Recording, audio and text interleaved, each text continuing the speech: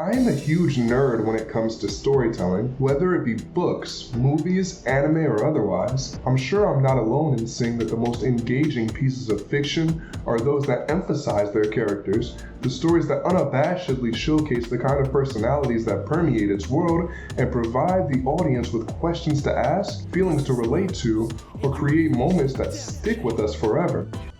You forgive humanity this folly, then? I determine my own destiny. Sonic the Hedgehog is one such series, and though it may seem much more simplistic than its contemporaries, like various shonen anime or Marvel and DC superhero comic books, I'd argue that the Sonic series has yet to tap into its potential as a greater narrative stranglehold. But I'm not here to talk about the games. While there may come a time for that, there's already loads of commentary that do the games justice. Or perhaps injustice. With Sonic Frontiers now released, I wanted to bring attention to the writer, Flynn's initial work on the brand. A brief rundown for those who aren't in the know, the Sonic stories in the games were quite unique up until 2009's Sonic and the Black Knight. The general consensus is that the games onward, with an exception here or there, had weaker storytelling and less compelling character writing than what had came before. However, Flynn, head writer of IDW's Sonic Comics series, has garnered a huge following, offering us very good stories that expand upon or even rival the greatness of Sonic's first 20 years. But Flynn has been writing for Sonic for much longer than just IDW. He was the main writer for the second half of Archie's Sonic comic run, a version of the story that dates back long before IDW. And today, whether you're completely new to Archie's Sonic, an avid fan of Archie who just came to hear another perspective, or is someone who's on the fence about reading it and not knowing where to start, this video's for you. Short answer, issue 160 is a great place to start, though I do recommend having a basic familiarity with Sonic lore first, specifically the classic games and the adventure series. Other than that, we're good to go. Before we begin, I want to give a bit of clarity. I will be covering this series from issue 160 onwards, but only the main story. Side stories come at the end of every issue, and while I'll mention the few that add to the story, I'll be remiss of the many that don't. Let's play a little catch up for the premise. The main cast consists of the Freedom Fighters. You have Antoine, a French-speaking swordsman whose wit makes up for his lack of confidence, Bunny, who was captured by Eggman and partially roboticized, Rotor, the genius planner who is as smart as he is tough, Nicole, an AI that assists with their operations, and Sally, the princess of the Acorn Kingdom, the kingdom in which these characters inhabit. From there, the plot is pretty much the same as the games. Sonic, the Freedom Fighters, and a slew of familiar faces take on not only Dr. Eggman, but a creatively dynamic rogues gallery, and among all of those, I have to say one of my favorites are... Alright, let's set some ground rules. Every 2 or 3 issues serve as a mini arc with a given name. We'll call these chapters. Our first chapter, Birthday Bash, starts off with Elias, who is Sally's brother and the Prince of the Acorn Kingdom, leading Sonic to a renovated base in Novel, a forest where the Freedom Fighters face their operations. The crew surprise Sonic with a birthday party, but immediately, the base is attacked by Bean and Bark, 2 of the hooligans, who were hired as mercenaries for Dr. Eggman. Thanks to Shadow and Fiona, they are quickly dispatched, with Sally mentioning how Fiona was familiar with the enemies. Fiona tells them that she didn't always work for the greater good. Shadow, who is working for Eggman in this story, thanks Sonic for saving Hope, a friend of his, in a previous issue, which calls for a temporary truce for the day. Bean calls Eggman to tell him that the job is a bust, and he proceeds to send over a giant crocodile robot to attack the base. Adjacent to this, Rouge works alongside an evil doppelganger of Sonic to snag the Master Emerald, but are nearly fended off by Knuckles' father, Locke. Evil Sonic manages to get near the Master Emerald and absorb some of its power, turning his fur green and becoming what many of us know as Scourge. Scourge proceeds to beat the daylight out of Locke and uses Chaos Control to warp to where Sonic is. Scourge explains that he beat Locke, and before Sonic and him could start fighting, are grabbed by the Croctobot. They form a truce to tear the whole thing to shreds. Then Scourge goes for a sucker punch on Sonic, and after a quick tussle, the Freedom Fighters jump in to stop Scourge, but Rouge intervenes to grab Scourge and make their escape. They are warped to a lair of a white echidna who asks Scourge to help him stir up some trouble for the heroes. We'll see more of them later. This next one's a bit of a doozy, so bear with me. We have a 3-issue set, The Darkest Storm, that starts off with Elias beginning his coronation as king. We cut to Tails, who receives a visit from his uncle Merlin Prower and his bodyguard Sir Connery, who is wielding a sword of light. Merlin is on his way to receive help from Elias in order to keep an evil, almost godlike wizard sealed within a Chaos Emerald. As the three of them head over to the castle, they are ambushed by a group of mercenaries called the Destructics, who are trying to take the Emerald. After a scuffle, Sonic and the Freedom Fighters come to the rescue, defeating the bandits. Knuckles, along with the Chaotix, apprehends them. We then get some well-needed exposition. A trio of gods known as the Ancient Walkers placed a curse on a Chaos Emerald that the wizard Mammoth Mogul was one day fated to have, as they saw him as a threat. While being sealed away, Mogul used the last of his power to attack the Ancient Walkers, and because of this, their lifespan, and by proxy, the seal, will soon expire. There is a mineral called the Source of Awe that holds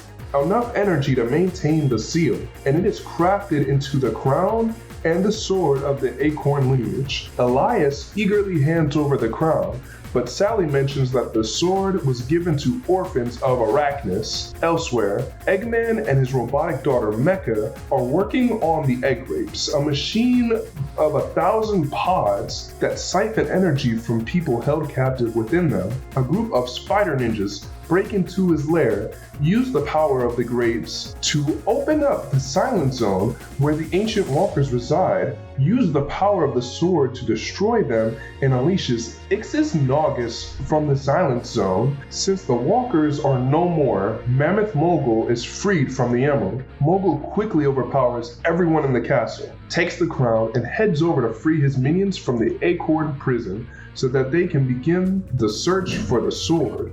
While this is happening, Eggman encounters Naugus, who has been given the sword by the Arachnis. Naugus warps over to the kingdom of Acorn to acquire the crown. As I was reading this issue, I was under the impression that Naugus and Mogul were allies, and that this was an entire plot orchestrated by the both of them. But no, once they find one another, they do not hesitate to fight for the relic that the other has. Once the Freedom Fighters find them outside, it becomes a 3-way all-out war between Mogul and the Destructics, Naugus and the Arachnis, and Sonic and the Freedom Fighters. In the midst of all this, Fang, who was imprisoned with the Destructics, decides to make his escape. We cut back to Eggman, whose AI program Adam alerts him that the Spider Ninjas were able to infiltrate his base due to Mecha conspiring against him, all while going under the alias of Anonymous. After a chilling scene where he instructs Mecha to initiate her own self-destruct sequence,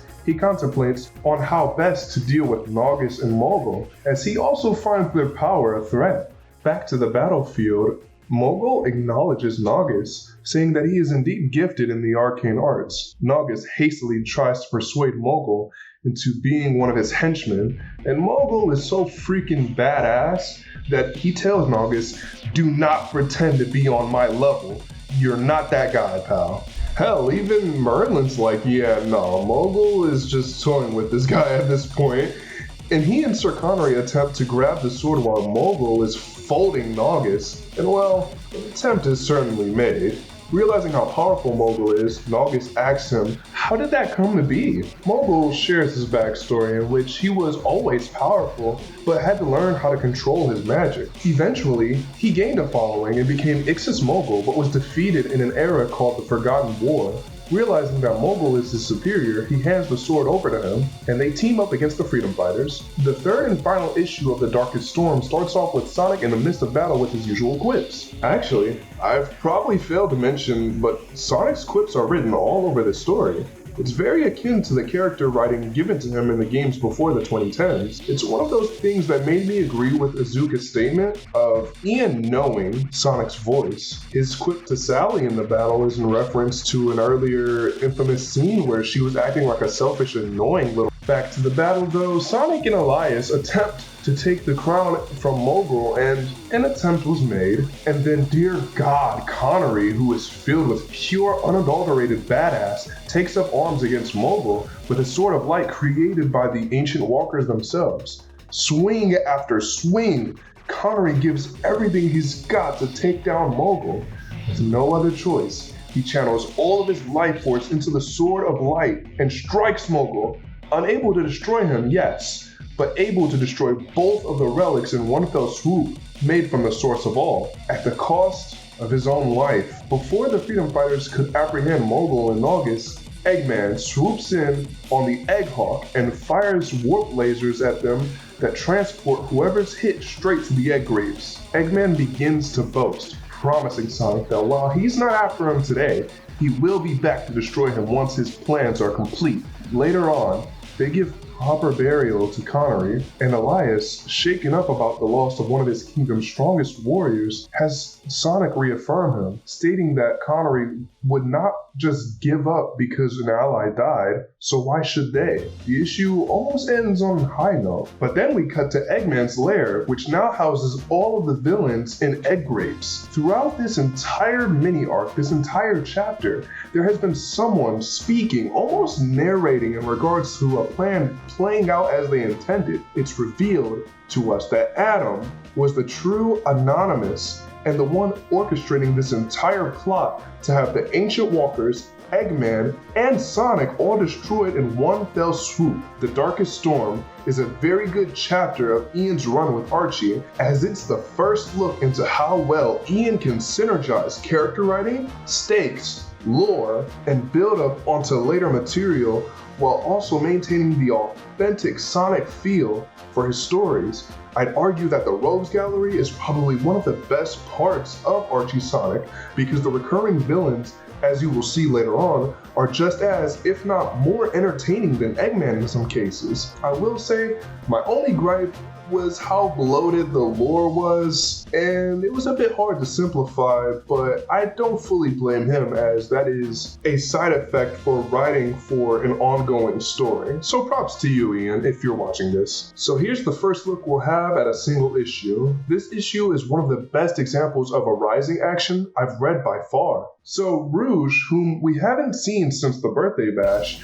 is being interrogated by the Chaotix. She comes with all the audacity and charm that you would expect from her in the games, making a few passes at an unbothered Knuckles. She came requesting protection without offering the details, and when Vector threatens to imprison her for information of some past thievery given to him by Fiona, she begins sharing what happened between now and when she first met that white echidna. His name is Dr. Finitivis, and shortly after their encounter, he used his warp ring to enter Eggman's vineyard, find the Destructics, hire them, leaving Mogul behind to fend for itself. Then, they warp to an unknown base where what looks to be a disabled E-Series robot is guarding the corpse of General Robotnik in cryostasis. After learning about several missiles harbored in that base and how Finitivis planned to use them, Rouge disables them, steals a warp ring, and escapes to the Chaotix headquarters. After Rouge's explanation, elsewhere outside of Freedom Fighters HQ, Sonic and Fiona find Tails held up at gunpoint by Sleuth, one of the Destructics. Before even getting a word in, Scourge runs up on Sonic, and can I say that despite loving Scourge and how his dichotomy with Sonic elevates the story, I am sick of him sneaking Sonic. Like, dude, for once, fight the guy face to face, goddamn! Fiona negotiates with Sleuth as the fight ensues, asking them why are they there, and he states that they came looking for whatever the traitor Rouge took. Fiona finds that ironic, as he was one of the people who sold out the Freedom Fighters to Robotnik in a past issue.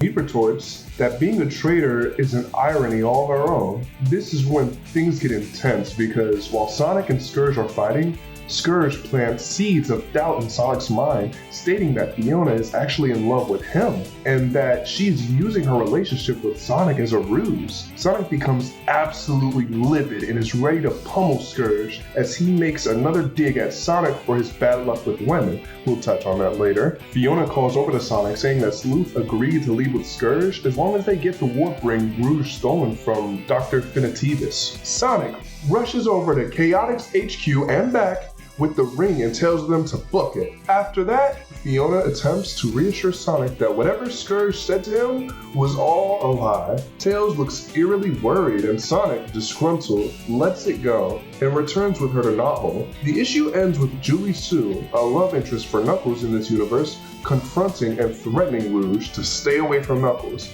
expressing that he is the only person who makes her feel like she can be so much more than just a soldier. And Rouge is just so in character that it hurts. She overpowers Julie Sue, saying that she specializes in taking anything precious, and she never comes up empty-handed, inviting Julie Sue to try and stop her, but reassuring her that if Knuckles is truly meant for her, then she has nothing to worry about. Rouge is truly something in this comic. Now let's rewind a little bit to what Scourge said when he mentioned Sonic's bad track record with women. Earlier in the series, Sonic and Sally were in a relationship. But around issue 134, one of the rather egregious issues, they had an argument that led to a breakup. Let's actually take a small detour to that issue, just so y'all can understand why I'd rather not touch too much of pre-Ian Flynn Archie. It wouldn't be a good look just to simply call it bad. There are quite a few things in this issue that'll come up later, so I'll gloss over those as we go along. So honestly, apart from the ending, this is a pretty fun issue, I'd say. The context here is that Sonic has returned home after being in space for over a year and being presumed dead. Sally, her family, and his all give him a warm welcome home, and Sonic can even understand his dog now, Mutsky, thanks to an alien language implant he got while out of space. That's not important for now. Sonic meets up with Tails and tells him that his parents have been across the universe the whole time, and offers Tails a device that has a message from his parents on a holographic system to celebrate the war effort against Eggman. In Sonic's return, Mina Mongoose, this world's equivalent of Hatsune Miku, holds a concert for everyone in Knothole. During one of the intermissions of the concert, the King Maximilian Acorn announces that he and the Queen will be leaving the kingdom in Sally's hands while they go on an expedition around the world. We also meet Mina's lame, jealous boyfriend who, let's just say we'll get into him later. But anyway, Sally asks Sonic to stop his fighting on the battlefield and join her as a temporary king while the royalty leaves for their expedition. Sonic declines, saying that he has to do everything he can to keep the world safe, and she slaps him, calling him selfish for wanting to fight against the tyranny that plagues her kingdom. Sonic gets rightfully upset, stating that everything he's ever done was to stop Eggman, as he is the strongest member of the Freedom Fighters, and Sally runs off in tears, stating that he cares more about fighting with Eggman than their own relationship. This is absolutely ridiculous and childish, and as you'll see later, very out of character for Sally. Again, this isn't an issue that was written by Ian Flynn, but insinuating that Sonic prioritizes his love for fighting over the lives of the loved ones he's fighting for is gross, shambly misrepresentation of any of the themes in the series, and in fact flies in face of many of its core values of teamwork, responsibility, understanding, and resilience. The authors attempted to dismount this story with engaging melodrama, and well, an attempt was certainly made. Alright, enough stalling. Let's get back to the main story, shall we? Well, kind of. One more detour. There are a series of issues that show us a story from 25 years in the future sprinkled all throughout Archie. In the future, Sonic rules the kingdom by Sally's side after successfully defeating Eggman. This chapter is a continuation of issue 144, in which King Sonic and his team scoped out the remnants of an old Robotnik lab to find a machine known as the Tachyon Chamber. The chamber collapsed in on itself, causing a warp in space-time. Issue 166 shows us the aftermath of the incident. We start with Tails, who searches for Knuckles. Imagery of Maria litters all throughout the kingdom. We find Knuckles with his daughter, Lara Sue, who is told to step outside once Tails and Knuckles begin to discuss what happened after the Tachyon incident. You see, our heroes find themselves in a bad future where Shadow is married to the Queen, Sally. Thanks to a machine that leaves its holder unaffected by the Tachyon's effect, Tails is able to recall the true timeline and asks Knuckles to help him find Sonic to restore the proper order. Knuckles refuses, telling Tails that he will have him arrested as a chief enforcer in Shadow's army for treason. Before Tails leaves, Lara Sue, who overheard the conversation, also remembers the true future timeline and works with Tails to find Sonic. Elsewhere, we see Rotor being tortured by the king for information, as Shadow seems to be plotting something with Lien Da, a cousin of Knuckles and a reoccurring member of the Rose Gallery. Since I haven't yet mentioned it, Ken Penders, head writer of this series before Ian's debut, had established a massive amount of lore for the Echidna tribe. Some of it is very interesting, but most of it I find convoluted. The takeaway here is that there are a ton of characters who are related to Knuckles, and they'll pop up a bit later down the line. Lienda and Shadow get word that Lara Sue and Tails are looking for Sonic and send their enforcers to have them arrested. Later that night, our heroes come across none other than Sonic the Hedgehog himself, covered by trash in an alleyway.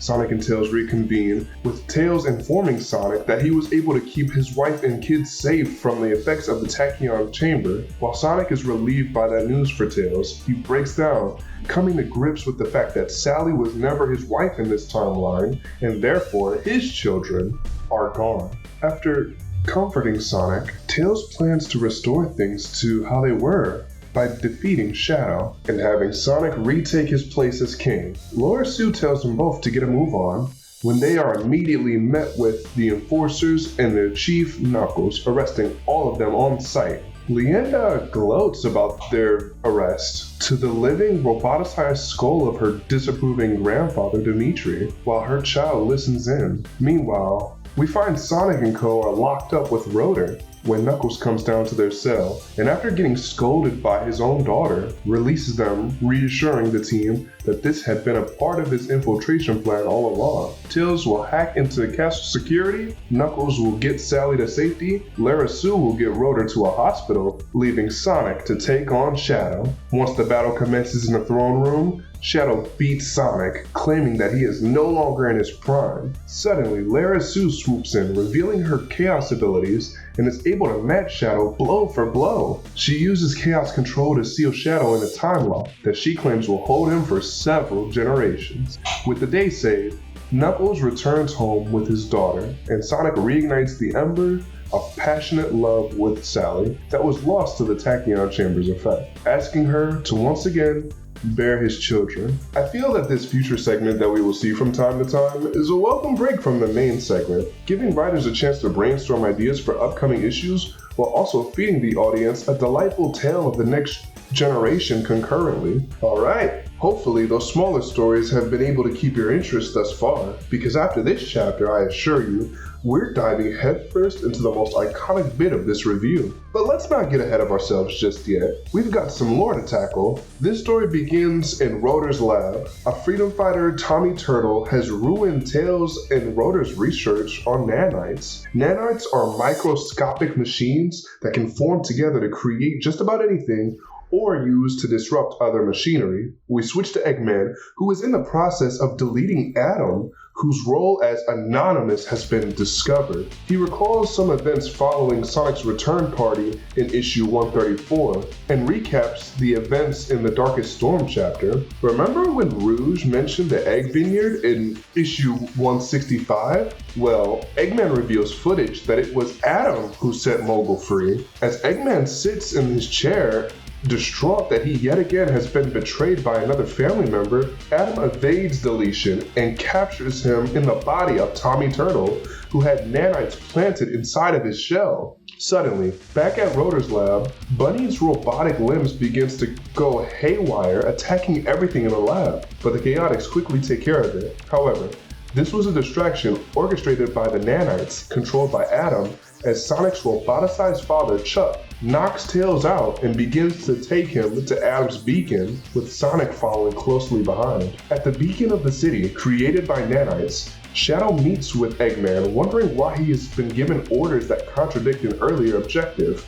Adam, who is holding Eggman hostage, attacks Shadow, using Eggman as bait, and defeats him, and places both him and Tails, who was just delivered by Chuck, inside the power conduits to power the beacon. Okay, now for a bit of lore. So early in the series, it was established that Tails was a chosen one of sorts, being essentially a magnet for the Chaos Emeralds. During the aforementioned space journey that Sonic was on, it was also established that there were a set of Chaos Emeralds on other planets. Adam's goal is to draw those emeralds in and use Shadow to control their power. Sonic, who had been hiding in this city, waiting for a chance to strike, finally does so and begins to battle Adam, who uses Tommy as a shield to prevent Sonic from landing blows. Eggman tells Sonic that his egg fleet will be coming to destroy Adam, but Sonic says that he plans to defeat him and save Tommy before that can happen. Using the emeralds surrounding the beacon, he becomes supersonic, and to his surprise, is met in the sky with Super Adam. Eggman frees Shadow and Tails, who, powered by the Chaos Emeralds, plans to send them into the Silent Zone. Tails requests that Shadow opens up a rift into the zone, and not to any other dimension on accident, probably a reference to Blazes. Once open, Tails uses his power to send all of the Chaos Emeralds into the zone. With the Emerald's power gone, Adam's control over Tommy weakens, allowing the turtle to get in one last farewell to his ally Sonic, and to take control of his mind for a few seconds to fly into the line of fire of Eggman's fleet, sacrificing his life to defeat Adam once for all. Eggman remarks on his disappointment with his robotic son Adam before making his leave with Shadow, leaving Sonic and Tails to mourn Tommy's death. This is an interesting chapter, and I notice a trend where Ian is reintroducing the lore from the previous writer and gives it closure by wrapping up old storylines and giving depth to characters that I suspect he felt would be unnecessary or a distraction to later narratives. The best part is that he's not just doing this haphazardly either. He's giving genuine conclusions to stories in order to make room for his new direction. Taking over for a former head writer was not an easy feat, as Ken Penders has left behind really dense lore. Now,